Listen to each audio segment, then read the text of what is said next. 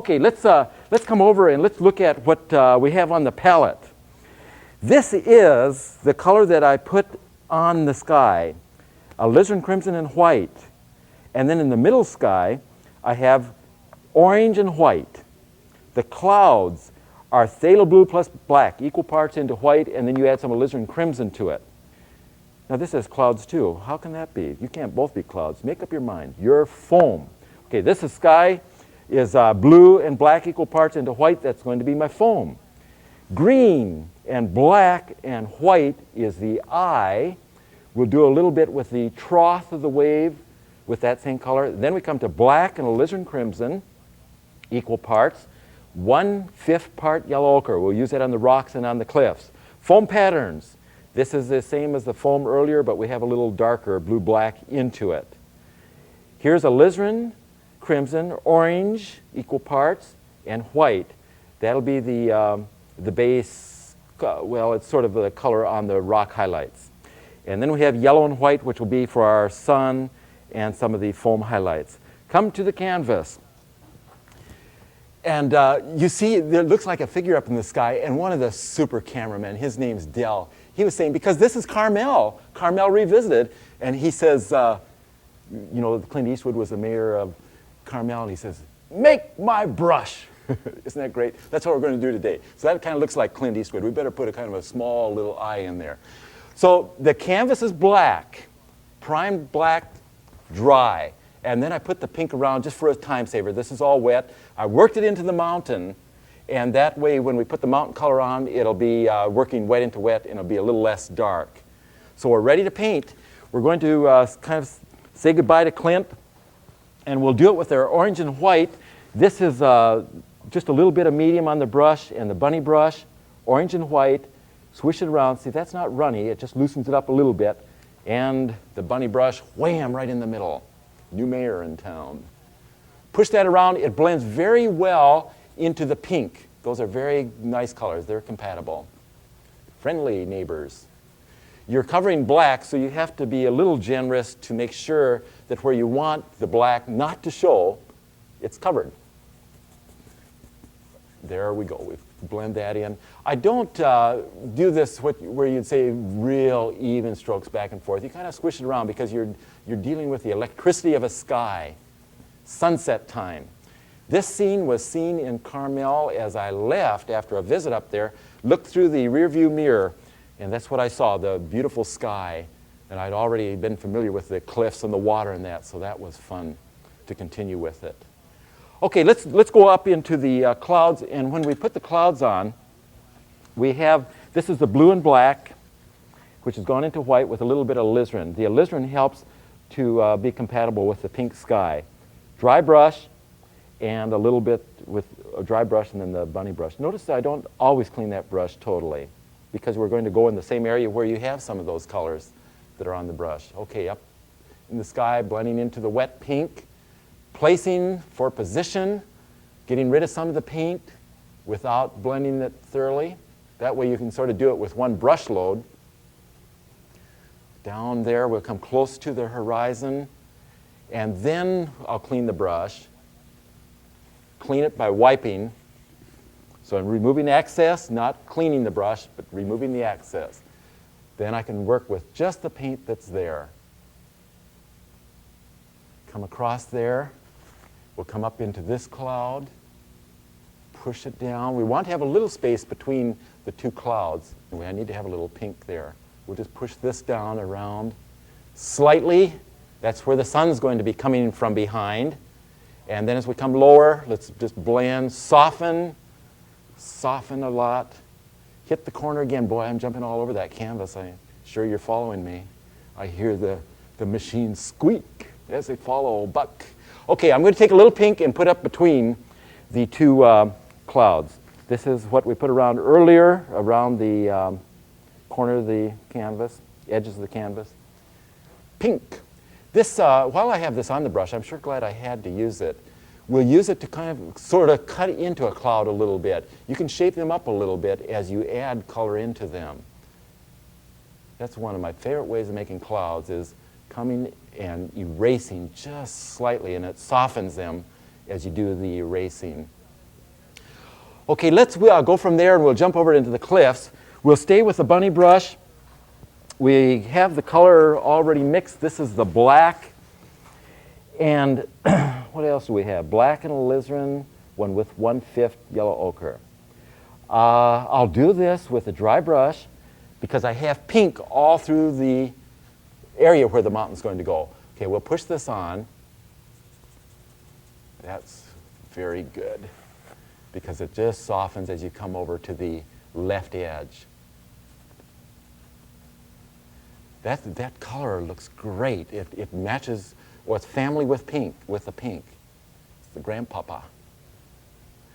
Just quickly pull a little bit more up here.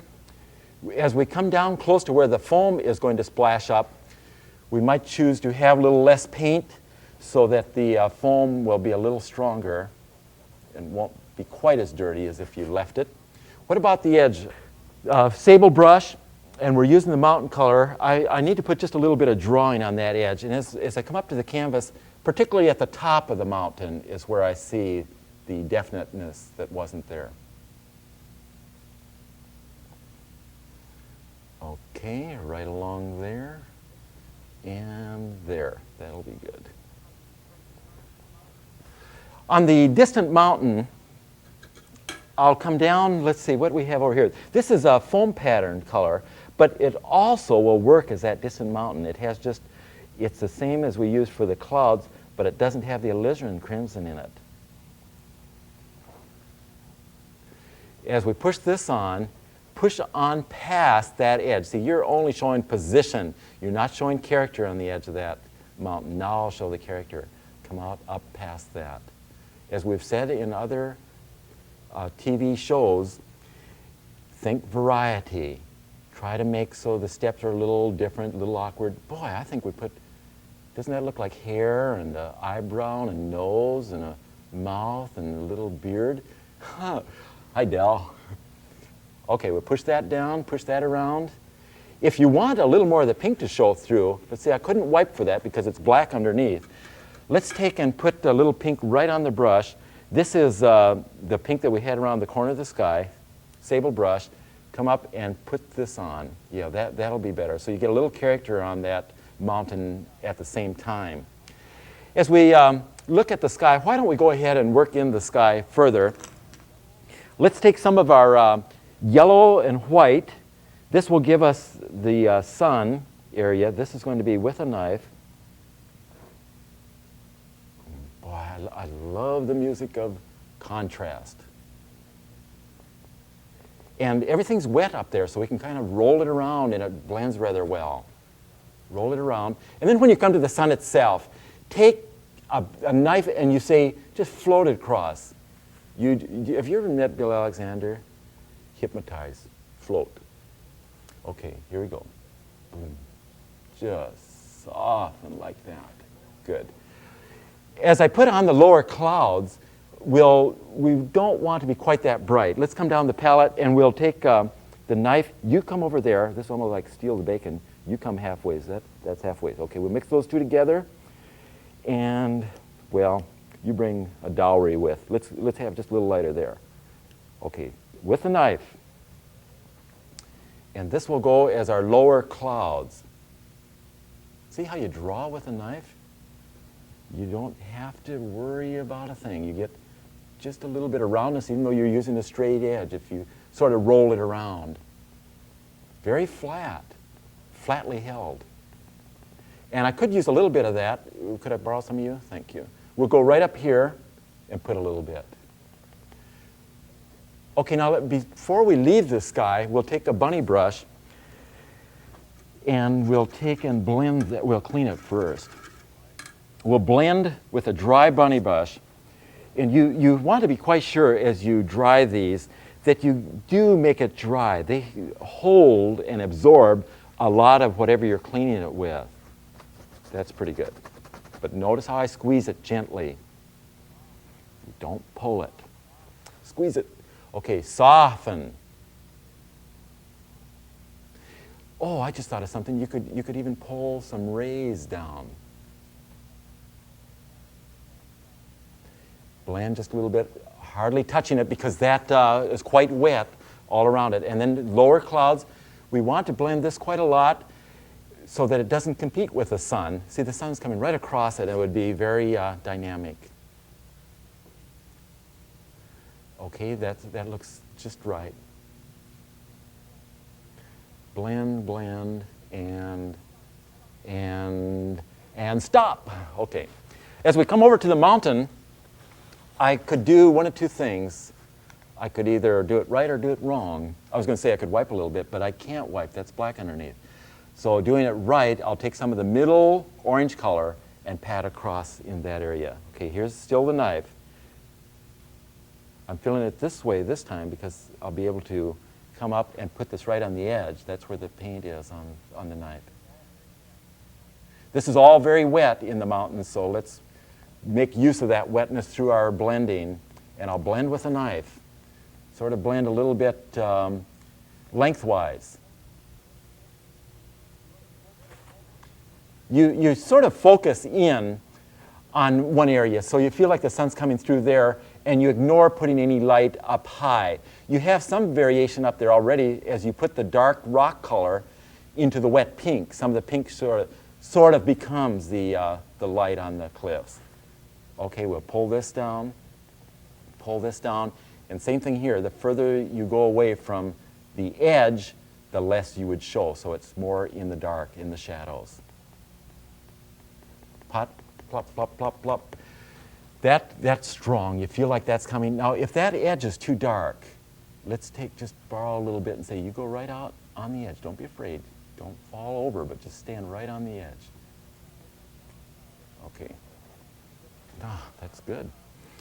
We'll come down, as we come to the water, we're going to just come right down this old painting, aren't we? We'll take some of that same orange and white that I've just been using up on the rocks with the knife, and we come at the horizon. Ooh, look at the contrast. And I don't mean only light and dark. I mean the color. Isn't that, it has a lot of vitality to it?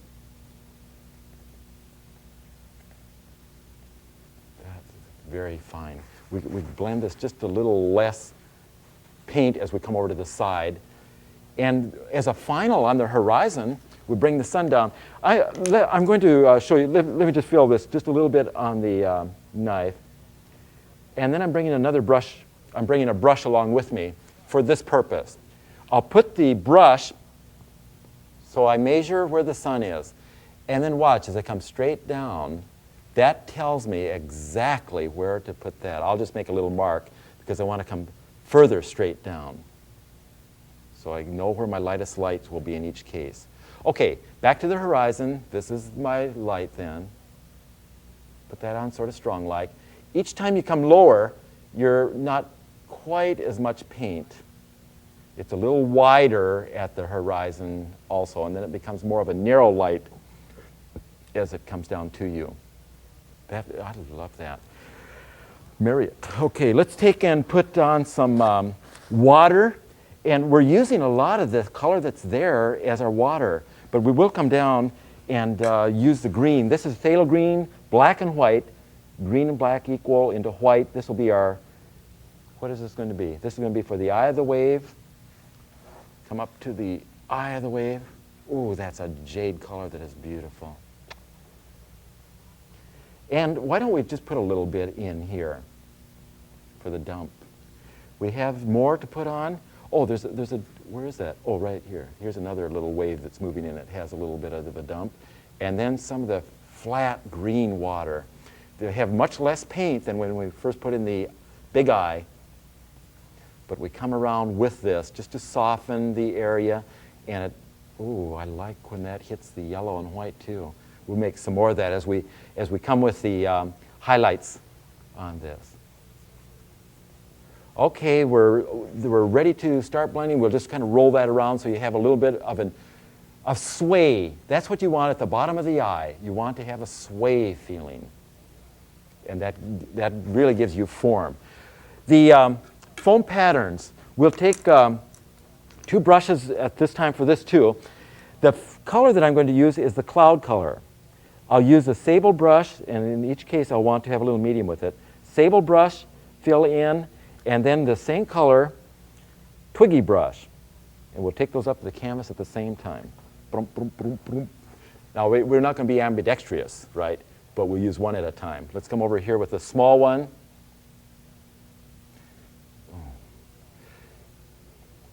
This mixes in a little bit with the green as it hits where the green is. I need to reload this one, so I'll just run down quickly and do that. Fill the whole brush in, and then you have medium with it. And we come over on this side.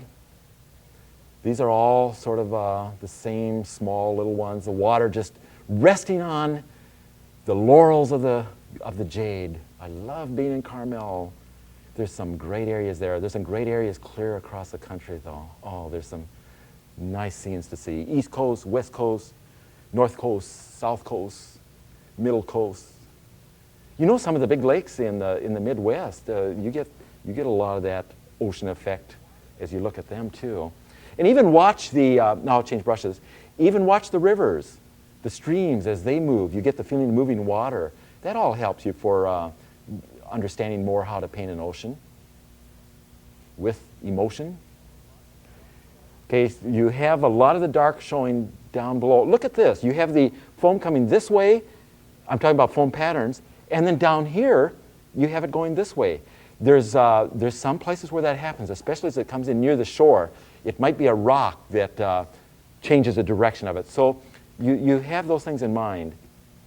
You find, let me talk to you on this.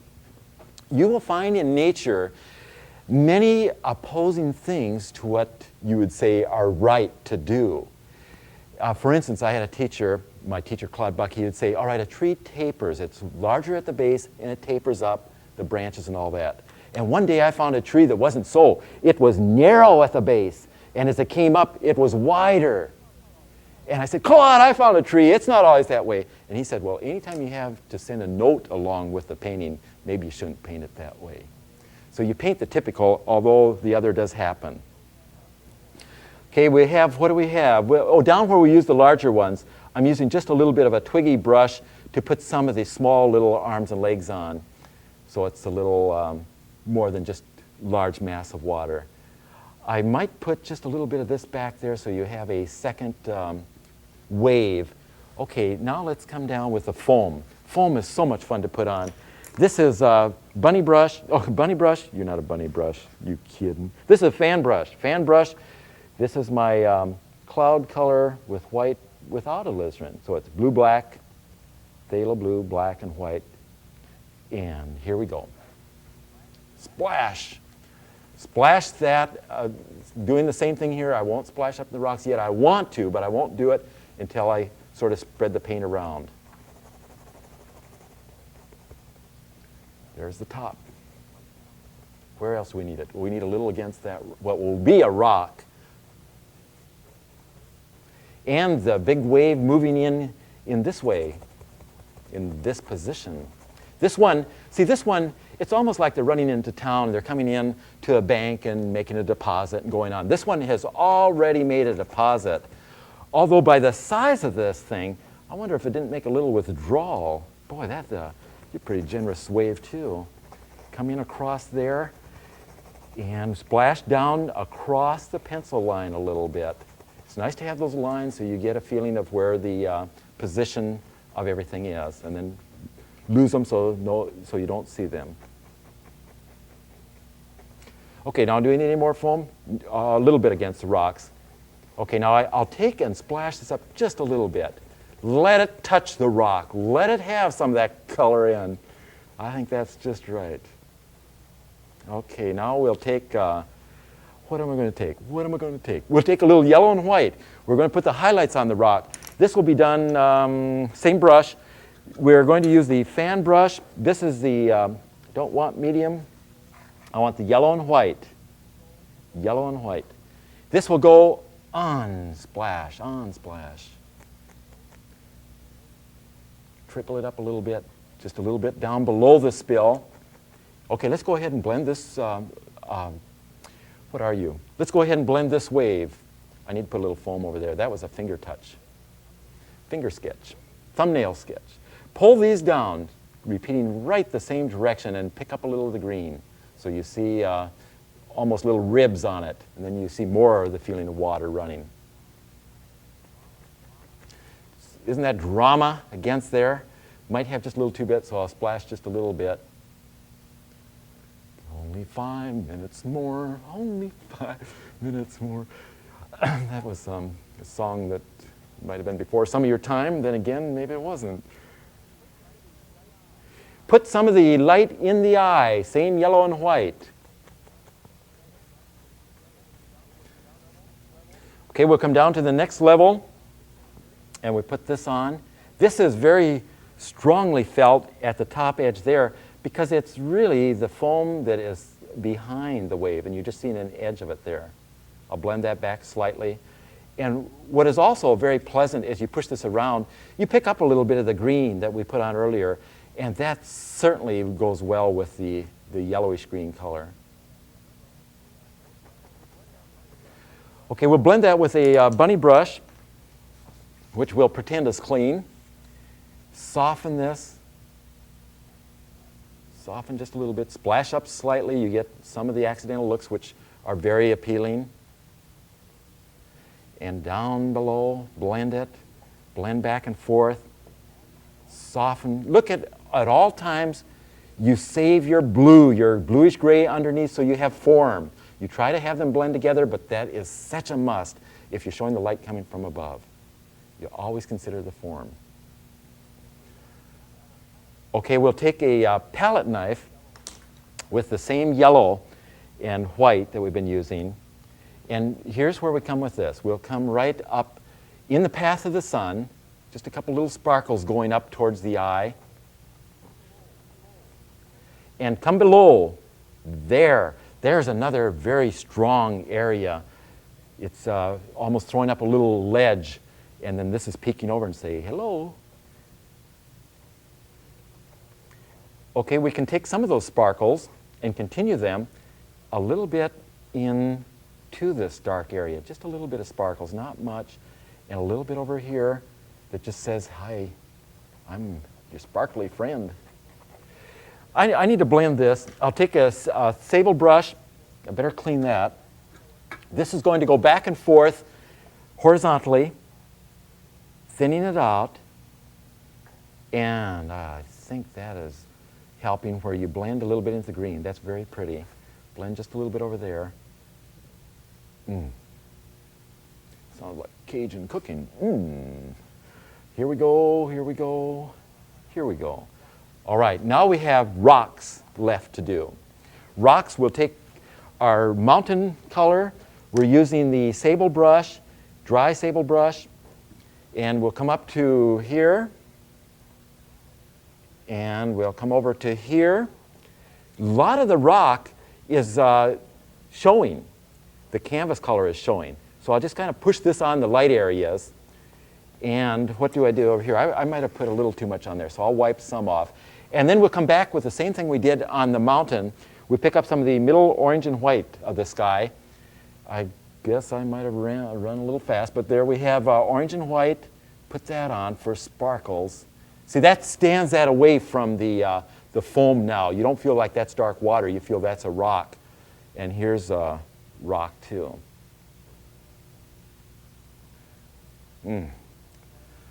Okay, now what do we need to do? Just a slight sparkle of highlights. I'm using a twiggy brush, and I'm going to put on.